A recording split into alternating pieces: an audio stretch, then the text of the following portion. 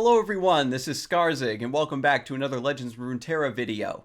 Today's video will be Ashe Midrange, a classic deck that is still very potent. I've been experimenting with it the last couple days on stream, and I'm just loving it to death. The list I am using will be in the description as always, so take a look at that, and then stay tuned. We'll jump right in. Versus Yasuo. Now, this deck is not considered very strong right now. It can win if it does go to the super late game. There's a very specific sequence of cards that it needs to draw in order to really put in a lot of work. But Frostbites really handles this deck well as Deny, so I'm not too worried about it. I'm thinking we could probably keep Avaros and Hearthguard. I like the Elixir of Iron and the Brittle Steel, but Brittle Steel is most important. This deals with Fae Blade Twirler, which is their main threat in the deck, and if they draw it early, it does become a big issue. We can keep Rimefang Wolf as well. Really tempted to keep Hearthguard. I'm going to go for it. Typically, you want to get your Hearthguards down on curve. It's one of the stronger cards in the list, so I think it's fine to keep, and we'll play it. Decks like this tend to go pretty slow, so I think that we can get away with keeping the 5-drop, especially because we have the Brittle Steels and the Rimefang Wolf. That's unfortunate. I think I can just Culling Strike that, because there's limited use on Culling Strike, right? The Blade Twirler scales up out of Culling Strike's range, so I think this is fine. Just get rid of it. It feels a little bit bad to use a spell like this on a 2-drop, but as I mentioned, it is one of the main threats in the list, so I'm not too worried about. I think that's a fine trade. Rimefang's interesting here. If I had one more mana open to threaten with Brittle Steel, I would definitely do it, but I think right now we just go Avaros and Sentry. It is important to try to get your card draw down with this list as soon as possible too. Yeah, Arachnoid Sentry's fine. And we just chill. Yeah, super glad that I kept the Hearthguard. It seems like it would be really slow at 5 mana, but rounds go pretty quickly, and I feel like as long as your opponent isn't playing extremely aggressive, then you can get to 5 pretty safely. So I think the play here is to Frostbite the Shadow Assassin. My opponent doesn't want to attack with the Arachnoid Sentry and give me this trade. Ashe is also a really interesting play here. My opponent's not going to have mana for like Will of Ionia, for example. And then next turn, I can threaten attacking with the Ashe. I think I like it. I think this is probably one of the best opportunities we're going to have to get Ashe down in exchange for taking 2 damage. Again, my opponent's not going to attack with the Arachnoid Sentry anyway, and I don't mind taking the 2 damage here. So now what I can do is play Rimefang, pardon me. I'm thinking of Rimetusk Shaman, which is one of my favorite cards of this deck. Ooh.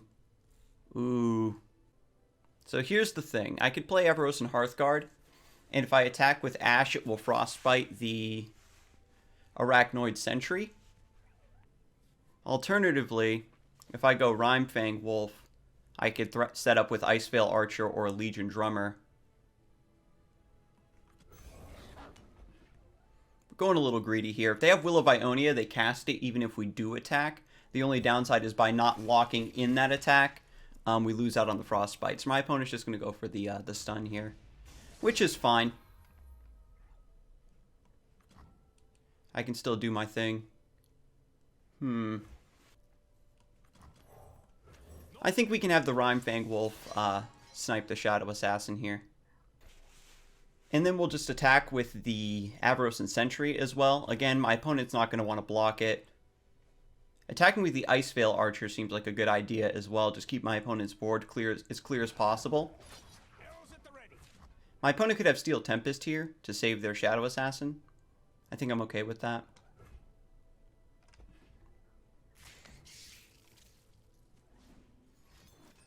Ooh, Elixir of Wrath. I think that it is worth for me to re-Frostbite this. Because Rimefang Wolf puts my opponent under so much pressure, it's definitely worth it to just keep this thing locked down. And my opponent's actually going to use another buff. That's really good for me, to be honest. My opponent used a lot of resources just to make that trade go through, and I have another Rimefang Wolf. Lookout's okay. I'll just set up the Hearthguard here, now that we're kind of going slow. Hearthguard actually has a bug. He has a special voice line that he says when Ashe is also in play. Oh, I finally get to cash this in. Do I want to, though? Do I want to take this value trade? If my opponent has another Twin Disciplines, I'd feel really, really bad about this trading up. But at the same time, if they have Twin Disciplines, then they would just buff the HP on this to tank through the Avarosan Sentry. I don't need to draw the card. I do have Trifarian Assessor, which is really good for me here. If they've got it, right? Maybe we just keep value trading.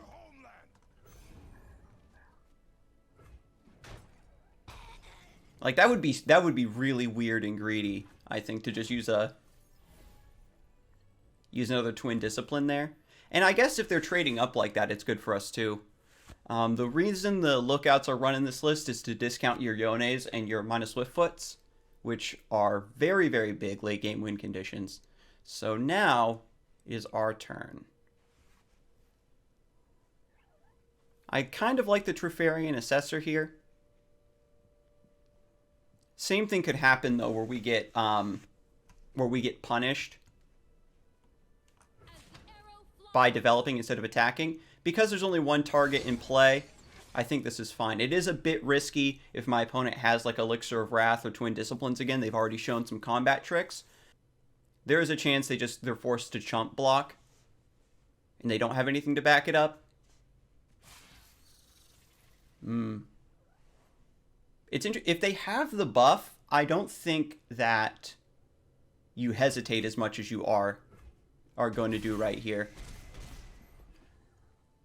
So really glad they didn't trade up into Ashe. That was a little bit risky. But again, this list does have like a really strong power spike if you let it go on super late. So we're just going to relax. The Yasuo has 2 out of 5. I could have gotten greedy and developed Glory Seeker first to draw one more card. But I think we're just going to chill. The issue is that now with Yasuo in play, if I play Rimefang Wolf and it gets stunned, Yasuo will just kill it with 2 damage. I'd like to play it when I have like maybe Elixir of Iron or something in play. Ooh, Rimetusk Shaman, very good. Once Yasuo flips, our Harsh Winds do a lot of work here. Because right now, it's just the standard deal 2 damage, right? But when Yasuo levels up, it becomes a strike. So you'll deal 5 damage. So the Frostbite will negate these stuns doing damage after Yasuo has leveled up.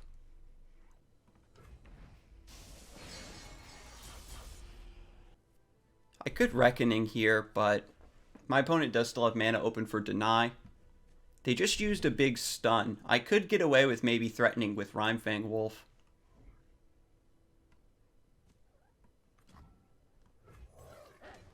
They attack him with Harsh Winds. So they aren't going to attack. Or are they just waiting for me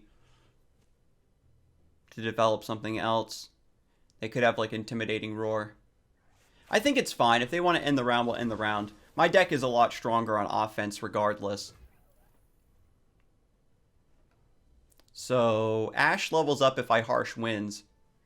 So I'm definitely going to go for that play now. There are a lot of there's a lot of spooky things like stuns and whatnot that can prevent this attack from going through. But my board is very wide. So I think now is the opportunity to go in. Because now that Ashe is leveled up, My opponent cannot block.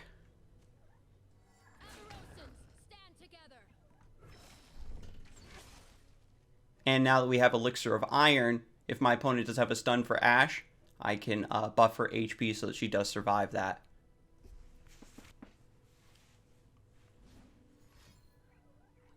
Again, Will of Ionia, Steel Tempest. There's still a lot of options we haven't seen from our opponent yet. Only Arachnoid Sentries, I think, and Yone now have been these stuns. And there's a surrender. So, pretty powerful demonstration of the deck. To be fair, my opponent really didn't do anything too threatening. But even when your opponent isn't doing a whole lot, it is important to still respect what they might be able to do. I'm not too impressed by Yasuo decks at the moment. Everything they do is incredibly, incredibly telegraphed and open to be denied. So Karma Elise is pretty spooky.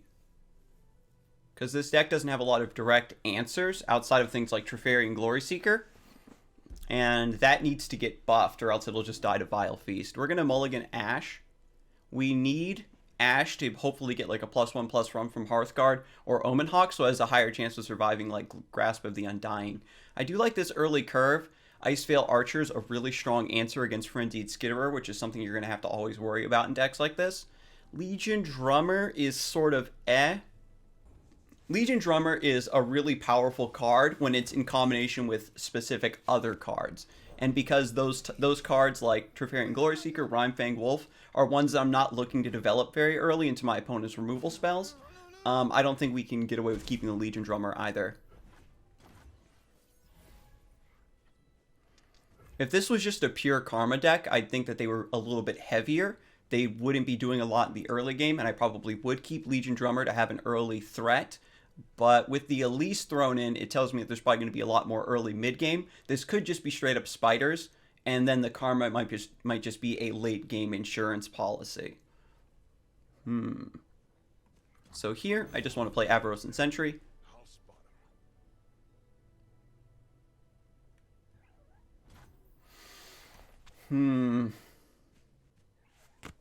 I can't risk attacking here because of Crawling Sensation. If I kill the Hapless Aristocrat,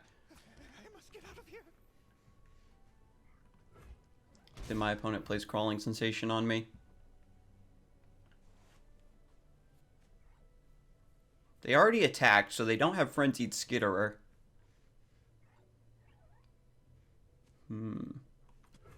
Develop another Sentry.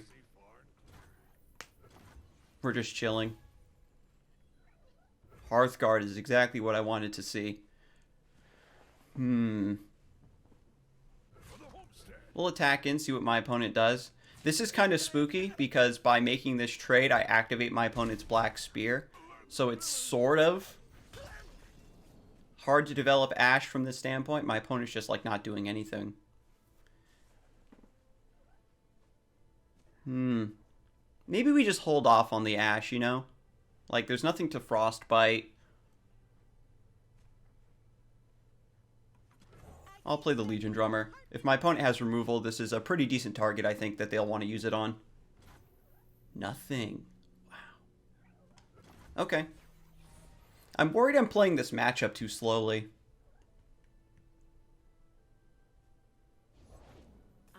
There's Elise, finally. They do nothing. Okay.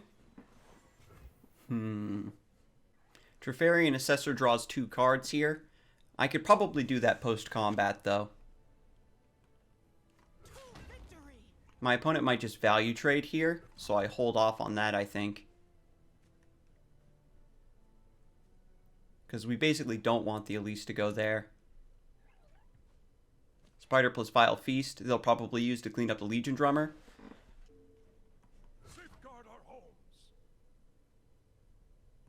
You know what? Maybe this is fine. Wow, they are going to go for the block. I'll take that trade. I could Brittle Steel, actually.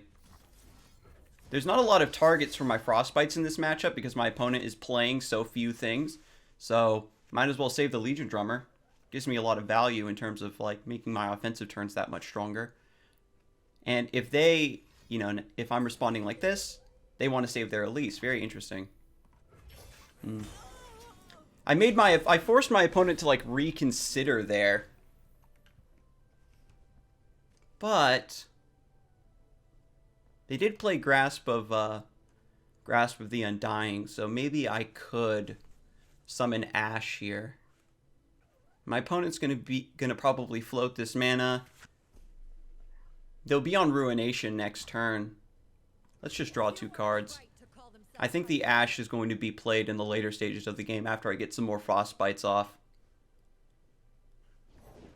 One thing you have to be wary of in this particular region combination is Darkwater Scourge plus Deathmark, where they summon that 5/5 lifesteal ephemeral, and then they use the Deathmark to take the ephemeral off of it and kill one of your own units. There's nothing this deck can do to stop it. I really don't want to overextend, because I have a lot of advantage on board. All my opponent can do is just poke me with the Shadow Assassin here.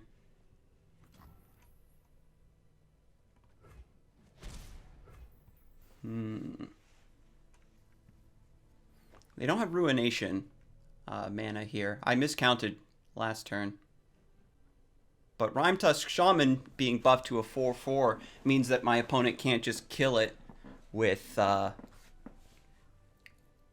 Grasp of the Undying.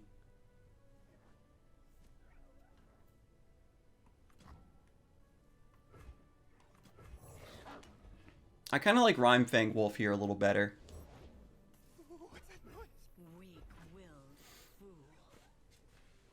I think the trick is going to be to put just the right amount of stuff on board.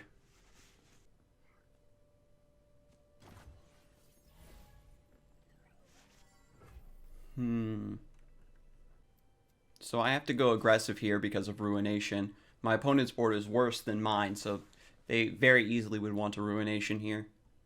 So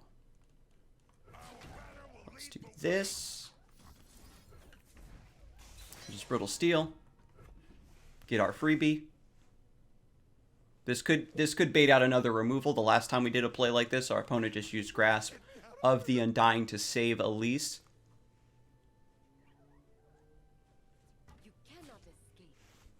And again, they're just trying to keep the Avaros and Sentry from dying, which is nice. It's almost like I have a Shadow Assassin.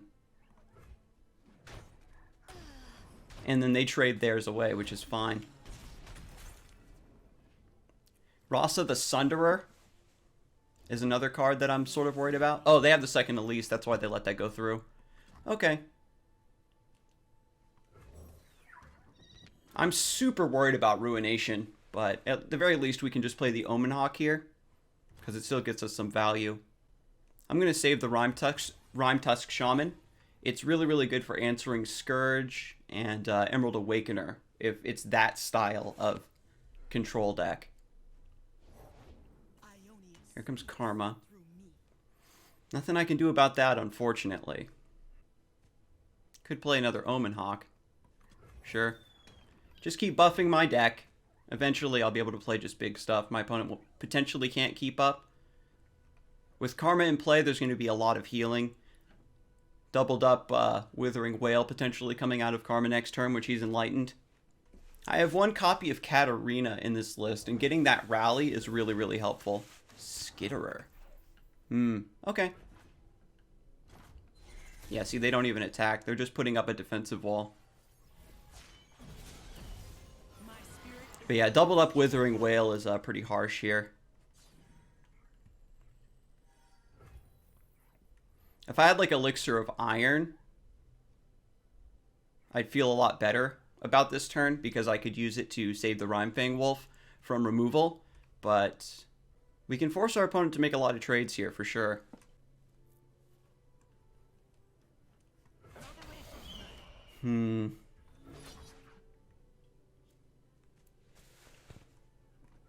We'll wait for our opponent to block. We can wait on the harsh winds here. It will all be over soon.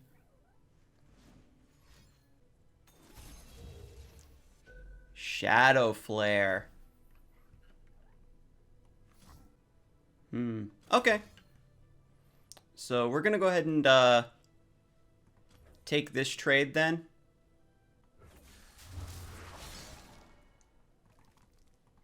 Hopefully this will go through. Because the Rimefang Wolf will gain Ephemeral, but we'll still be able to punch Karma and kill her potentially. My opponent does have mana open. Wait, no, Rekindler got nerfed. It costs 8 now, right? Yep, so there's Grasp of the Undying. What kind of stinks, though, is the first one kills, but I think both still go through. No, I think the first one just kills and they only gain 3. Yeah, because it loses its target. Okay. So Karma survives. It's important to note that Shadow Flare only affects followers.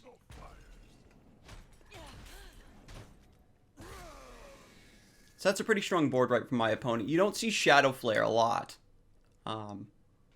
But now I can do some development here. My opponent's used all their mana.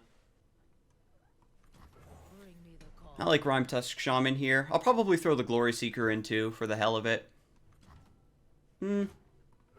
Nah, we'll see what my opponent does. The Rimetusk Shaman Frostbite's Karma, so Ashe levels up.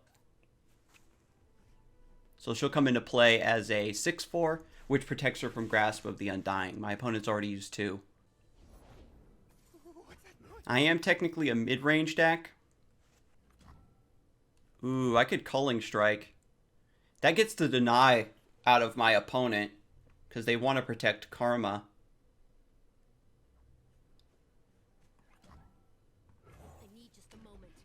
So potentially, if I keep 3 mana open... Oh, they just end the round? If I force them to spend more mana here, then it makes it safer for me to develop further onto this board, and then swing in next round. Ooh, they let the Karma down. They probably have Rekindler in hand. Ooh, Mist's Call. Okay. That's unfortunate. At least it doesn't double up. My opponent has mana open for Vengeance. And out of all the cards I want them to cast Vengeance on, the Rallying is really, really strong with this deck. I'm going to play Ashe. My aim is true. Crystal Arrow's pretty bad in this matchup because of Deny.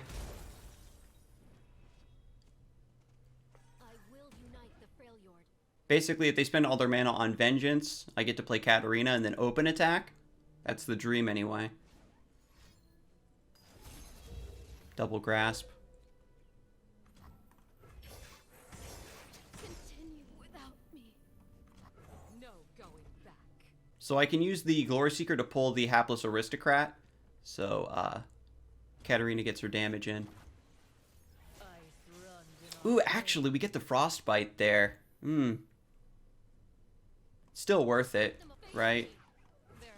My opponent's not going to block with Karma, though. It's probably best I pull her. It's just that with, like, Mist's Call and stuff, I'm going to get my 6 damage in, I think. I feel like it's not worth it to kill the Karma if my opponent's just going to revive her. Will of Ionia. Okay, that's good. They're afraid.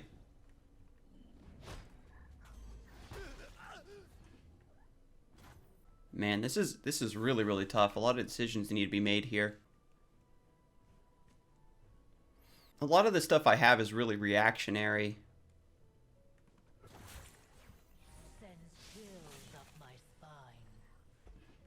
Have another Culling Strike. But again, Mist's Call, Deny. It's pretty rough. Brood Awakening. That's clever. Double Brood Awakening buffs all the spiders. I could respond with Crystal Arrow.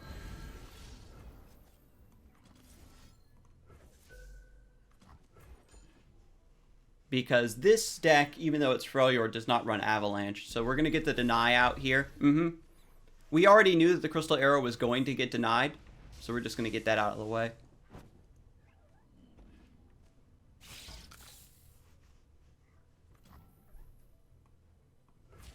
make a fine totem.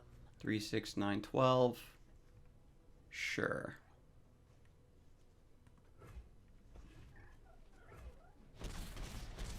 It's cute.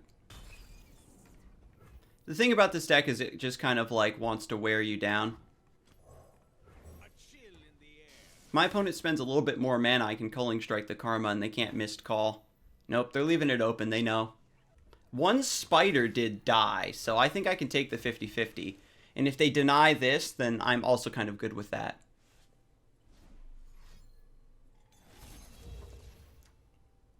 Nice. That's even better for me. Because now I just get to freely develop onto the board. Let the bloodshed begin. Alright, here goes nothing. Ice runs in our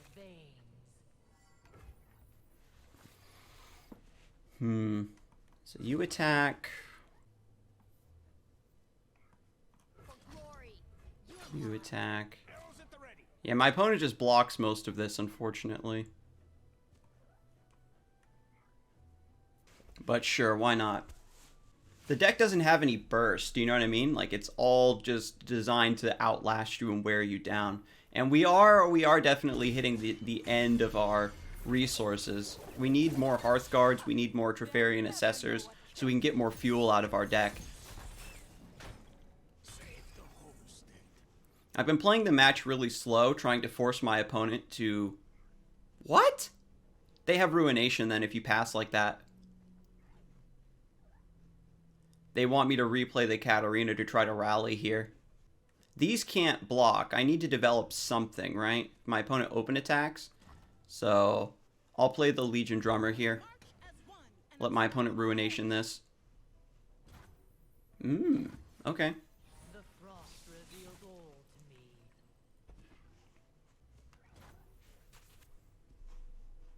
Okay. Ice runs in our veins.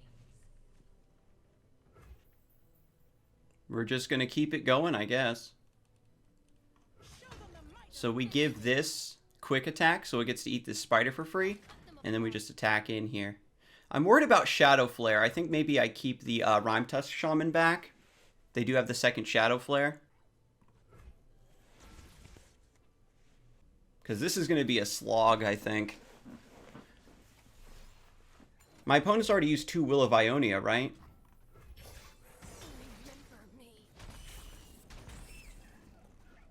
I can't remember. I think they've only used 1 Will and 2 Grasp.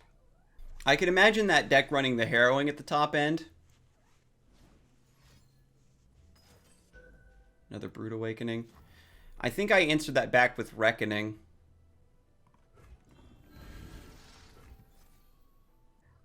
Because again, my opponent has yet to deny. Reckoning is actually kind of bad because I wipe my own board.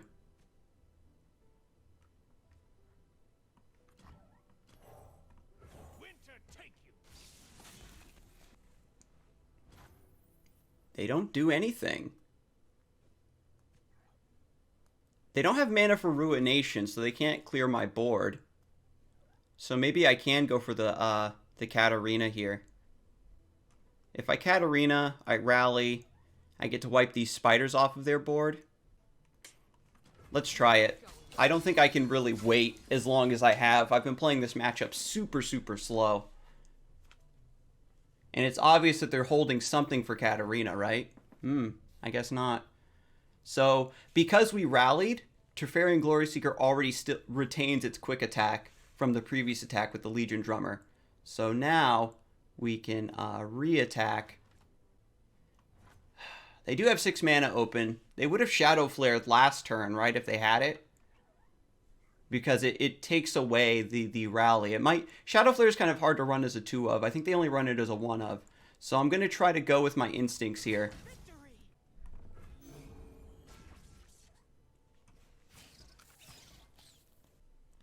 We don't need to pull anything with the spider. With the Gloryseeker, I mean. Because we're just threatening face damage. So what does my opponent even have? They haven't replayed the Karma. I have enough mana to replay Katarina. So maybe I just caught my opponent with a brick hand. Withering Wail. Okay. So I will Brittle Steel this Spider to protect the Legion Drummer. Because again, this deck doesn't really have good Brittle Steel targets anyway. So just getting a value trade off of it is good. And now my opponent's tapped out. We have 4, 8, 12, 19 damage.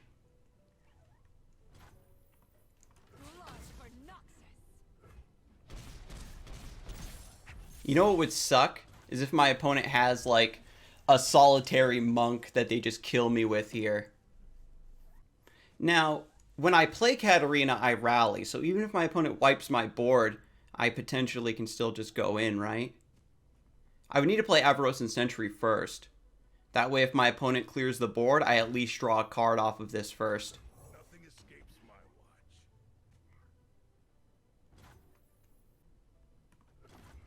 Weird. I wonder if they thought I would greed there. Whoo, we did it. I have no clue what my opponent's hand was. Tell you what, if you have an idea of what my opponent had in their hand there, just let me know in the comments below. Because they did pretty much nothing for a few turns. Holy cow, I did not expect to win that game, but Katarina carried. Thank you for joining me for today's gameplay. Ashe Midrange is just a flexible and nuanced deck that I just absolutely adore. It took a while for me to really come around to the list, but I just love how your mulligans and your game plan and the way you tackle the pace of the game changes through each matchup. If you like what you saw, don't forget to like and subscribe. Leave me a comment down below on what you thought of the deck, or maybe an interesting list that you like and you'd like to see me try out.